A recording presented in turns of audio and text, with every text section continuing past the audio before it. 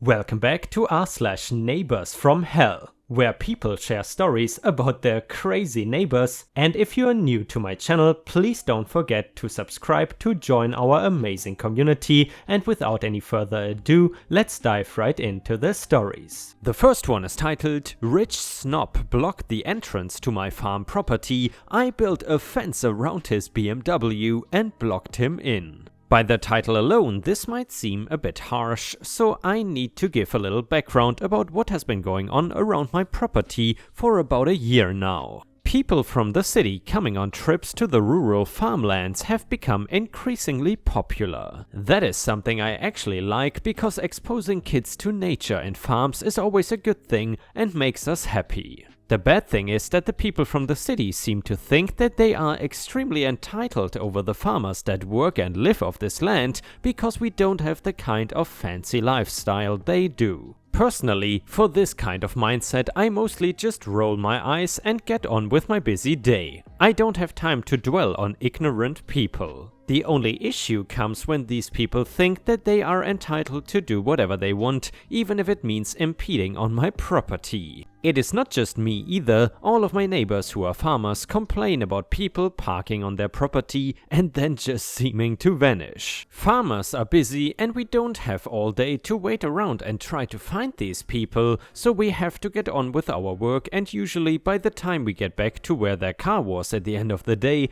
they are gone. I hate these kinds of people, and I find myself seeing more and more people parking on my property without permission. I have put up signs explaining this is private property, I have left notes on cars, but nothing seemed to get through to most of these snobs. Now, I want to tell you about one particular person that seemed to like to visit the country a lot and use my property to park. I know it is the same person because he drives a black BMW and the license plate is custom and never changes. I have left notes on his car and he seems to just not care and think he is good enough to park on my private property every single time that he wants to come to the countryside. One morning, I am getting into my truck to go into town to drop off some milk and eggs for one of the shopkeepers that ordered them. When I get to my front gate though, I can see that Mr. BMW has parked right in front of the exit, making it impossible for me to get out that way. I am furious about this, and the first thing I do is go inside and call the customer to explain the situation and why I cannot get them the milk and eggs today. He is nice and tells me he knows about the problems and that he can wait. I decide to teach this guy a lesson once and for all, while maybe giving a message to the other entitled city people who want to come and park on our land with no regards. I have extra fencing materials in case an enclosure for the chickens gets damaged or if I just need another one. I take it all and go back to this man's car, where I built a full fence right around it. No gate, no nothing, just 4 sides of pure fence around his car. I built it close too, so he cannot try to get over the fence and even open a door. He is not going anywhere until I take my tools and dismantle the fence. I used chicken wire and did a quick job, so taking it down would be easy enough at the end. Then I went on with my day until at almost nightfall, when I was doing my final rounds on the animals, that I hear yelling and cursing coming from my front yard. "Man, what the hell did you do to my car?" "Me? Nothing. I didn't touch your car. There is a fence around it. How am I supposed to get home?" "I had plans to build a fence for an enclosure there, and you were not anywhere to be found." "Man, you had no right to do this to my car. I could get you arrested for this." "Me? You are parked on my property and driving up here, you saw all the signs including no trespassing and parking. Plus, I remember your car and I know I left you notes." "Man, screw your notes. You have no idea who I am. I don't have time to go and find a spot to park. This is as good as anywhere else." "Me? Well, it is my property and you standing here is trespassing. I am asking you nicely to leave now, but if you keep yelling at me, I might take my shotgun out for my own protection." Please note, I was not actually ever going to shoot him or even point a gun at him. I just wanted him to stop yelling and calm down. He took this as a cue to leave and take the long walk into town to try and figure out what he was going to do about his car. He ended up calling the sheriff, who came by with the man in tow and listened to everything we both had to say. In that, the man was basically forced to admit that he knowingly trespassed and asked me if I could please take the fence down on one side so the man could leave. I knew that I could have been real mean about it and refused until he went to court and had them force me to remove it, but this car was still blocking my farm exit and I really needed to get my truck out and into town. I removed it and the man got into his car and drove away, learning a valuable lesson about messing with a farmer. I don't know what happened after that exactly, but parking on our properties went down a little bit after that. Of course, it's never going to stop 100%, but it is not as crazy of a problem as it was a year ago. Mr. BMW was never seen again by me or any of my neighbors. They all loved the story when I told them what I did, and one even told me about this website and that I should go and post it because people might like it. Farmers around here are usually pretty calm and nice people who, if asked, would point someone in a good direction where they can park their cars or even let visitors come to show their children about livestock. I even had parents telling me their son was obsessed with cows and would it be okay for me to show their son a cow. I took him and showed him how to milk them and everything. Those are the kind of city people that I like. The entitled snobs that think they are better because they are from the city though should just stay there, honestly. A farmer can be your best friend when you are nice to them or your worst enemy if you wrong them. So if any of you live in a city and want to go to a farm area on a trip, my advice is to just be nice to the farmers that live there, because it could be the difference between a great trip and having your car fenced in.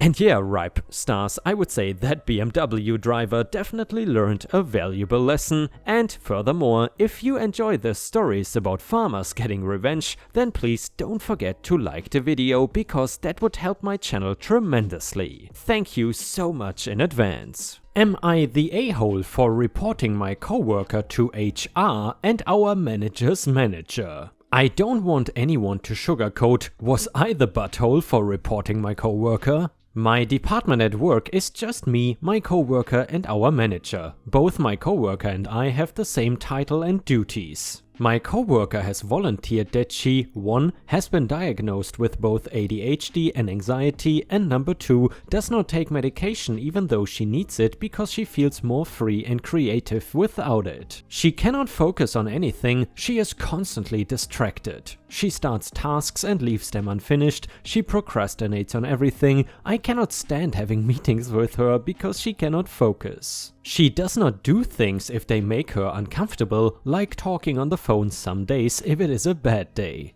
We work in a field that has licensing and regulations, think accountant, attorney, things like that. When she doesn't complete things, I have to do it because there is a legal deadline. When she doesn't return calls to clients because of procrastination, I am left scrambling to apologize and do it. I would just leave it, except 1, missing deadlines, ignoring clients and procrastinating on tasks has real work consequences and could lead to bad things and hurt/problems for people. And number 2, it could affect my own license and standing because I am equally responsible for the department. My coworker just laughs or blows me off, and my manager never does anything when I bring up the missed deadlines, not returning calls, emails, etc. I ended up reporting my coworker to HR and my manager's manager because my wife convinced me to do so. I had to fix a mess she made by missing a deadline that badly affected a client. I spent time on the phone with the client who was in tears, and normally I keep the office separate from the rest of my life, but I cried myself hoarse when I got home. And guys, please correct me if I'm wrong, but I think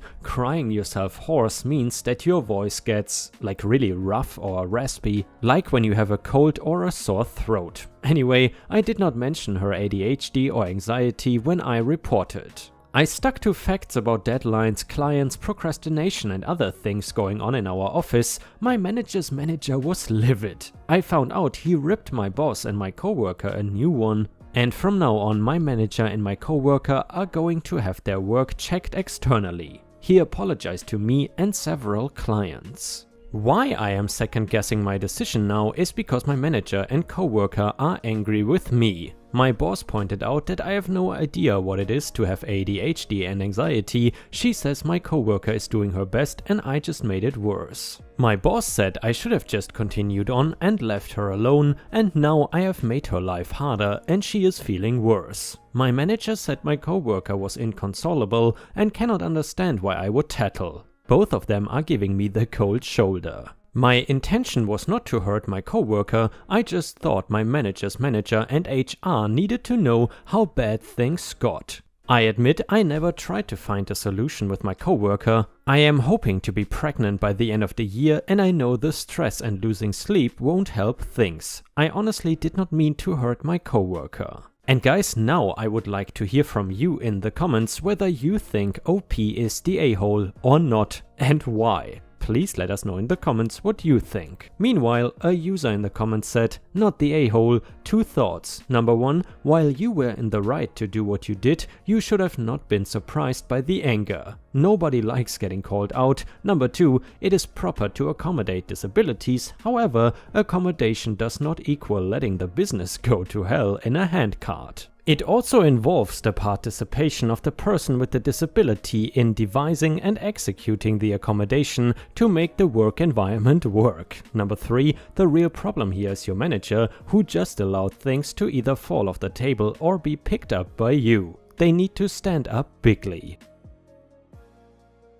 The next one is a fantastic revenge story about an awful boss, and it is titled How I Got My Boss Fired When He Tried to Fire Me. Starting out, let me explain why there was not a mass walkout and I am the only one that quit despite us basically being terrorized and treated like slaves. The job market was in shambles in my city at that time with something like a 40% unemployment rate. I knew someone with a doctorate degree in theoretical physics working at a local fast food joint, as it was literally the only place hiring. And also, the city had quick access to 4 research universities, but he got downsized due to lower admission rates. He is now the dean of the physics department at his former school.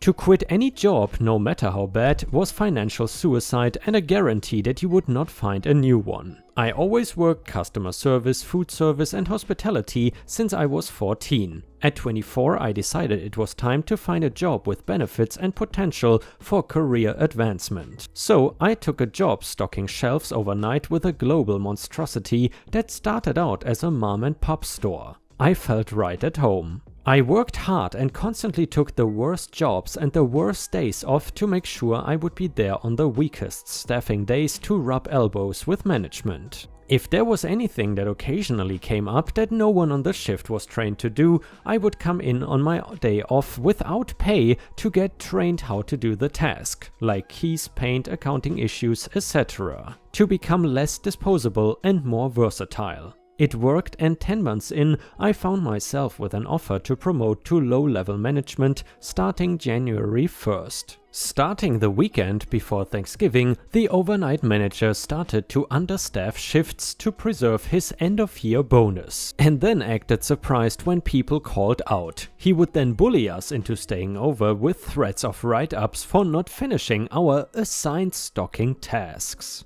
Upper management was notorious for just signing off on write-ups without looking into their validity, so each staff being assigned 13+ hours of labor to complete alone in 6 hours, while typically it was approximately 4.5 hours to account for tending to customers as well, was no defense. Since an employee could only get 2 of those write-ups in a rolling 13-month period before termination, we all would stay over as well as skip our breaks and lunches to finish.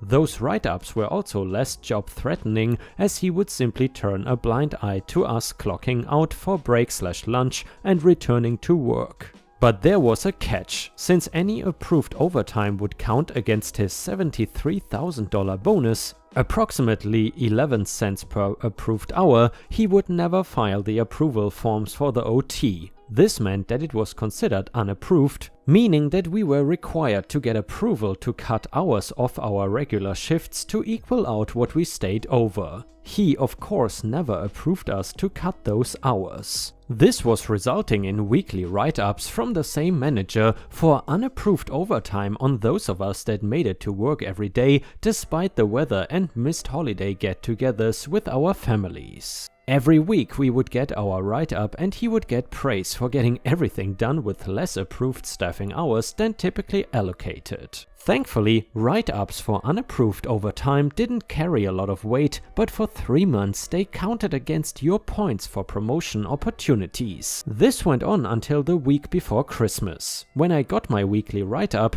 I was told by the store manager, who offered me my promotion, that I would be suspended for overtime abuse the next time my manager submitted a write-up for unapproved overtime hours. Determined to not lose my promotion, I started telling the manager no. The second time I refused to stay over without him signing an overtime approval form and giving me a physical signed copy before I hit overtime, he wrote me up for abusive actions towards a member of management and actions with intent to undermine the integrity of management and store policies. This instantly cost me my promotion, which greatly upset me. And then, like the idiot he is, he left me alone in his office to sign the write-ups and the acknowledgement that I was no longer promoting. Initially, I was just going to accept it and resolve myself to spending the next 13 months working my tail off for minimum wage and go up for promotion as soon as they fell off. When I started reading the acknowledgement form, I found that I was not eligible to promote to management until I was write-up free for 5 years. This meant 6 years and 1 month before I could even try to get promoted again.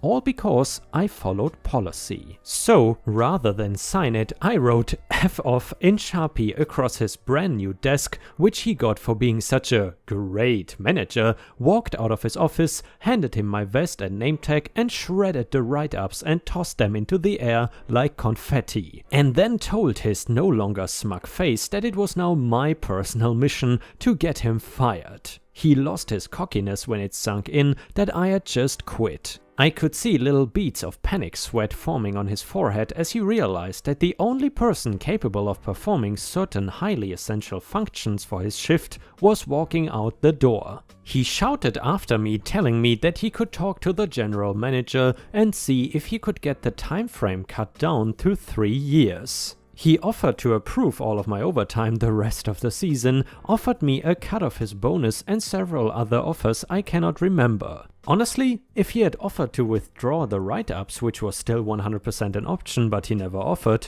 I wouldn't have accepted it. But I might not have followed through on my threat. I was too angry and too determined, and I didn't care if I became homeless as long as I never had to work there again. Now, how did I get him fired?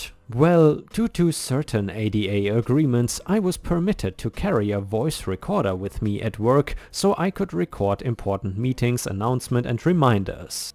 When I got written up the first time for unapproved overtime, I started recording his requests to both me and coworkers. I never used them to dispute the write-ups, but I never deleted them either. So I uploaded all the recordings to my computer, nearly 18 hours of audio, and sent it to the home office, CCing every store manager and compliance officer in the district. When I went in for my last paycheck, he was long gone. I was offered my promotion back, but I declined. The regional director then offered me my old manager's job with a $73,000 hiring bonus. Wonder where that came from, and I finally accepted the offer. This was just too good of an offer, and sooner or later I might even be able to rub it into my ex-boss's face that I stole his job in one way or another. Soon after I accepted this job, however, I then quit retail as it was just unbearable at some point. After 5 months of then being unemployed, living with my mom and barely surviving,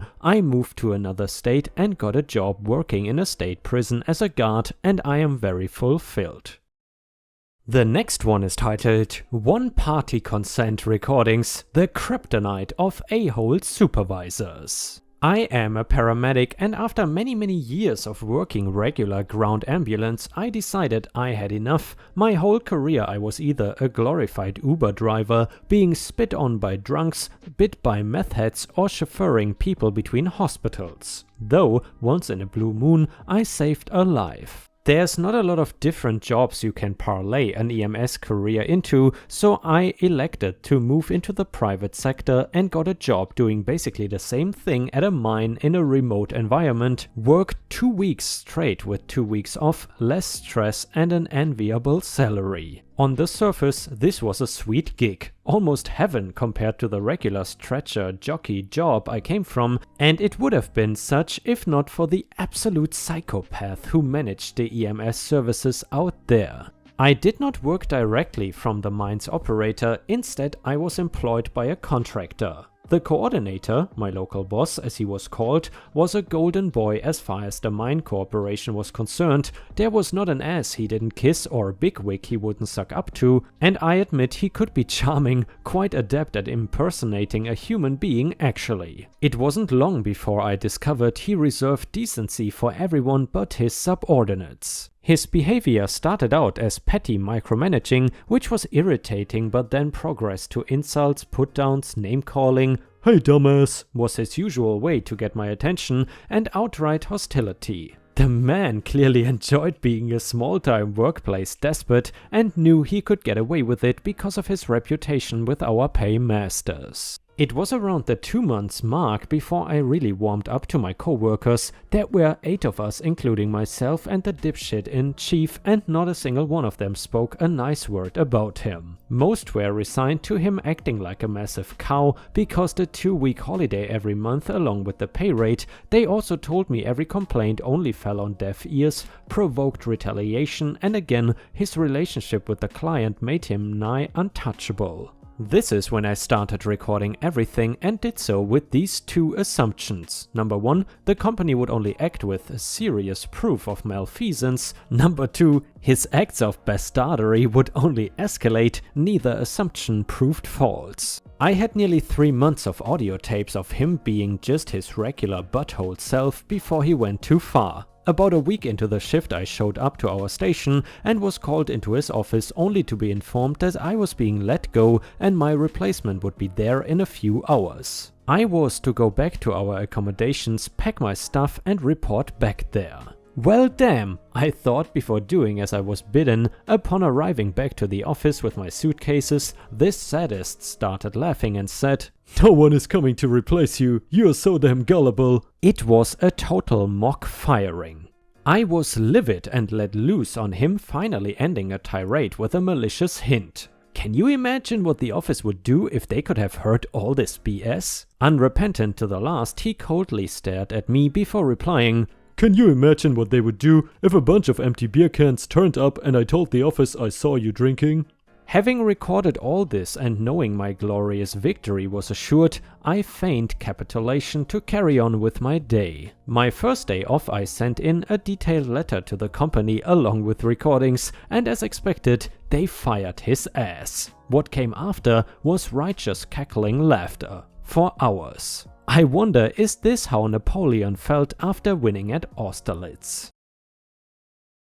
And ripe stars, with this we have reached the end of the video. However, if you still cannot get enough of my content, then I would highly suggest to check out my endless binge watch playlist, which will soon show up in the left corner of the screen. In addition, I would really appreciate it if you could not only subscribe to the channel, but also turn on the bell notifications, which you can do by clicking on the little bell icon right next to the subscribe button. This will help my channel tremendously, and this will make sure that you don't miss any of my videos. Furthermore, if you want to see additional ripe content that I don't post on YouTube, then I would suggest to head on over to patreon.com/ripeyoutube for more than 50 exclusive videos that you will not see anywhere else. Thank you so much for your amazing daily support, and I hope to see you again tomorrow.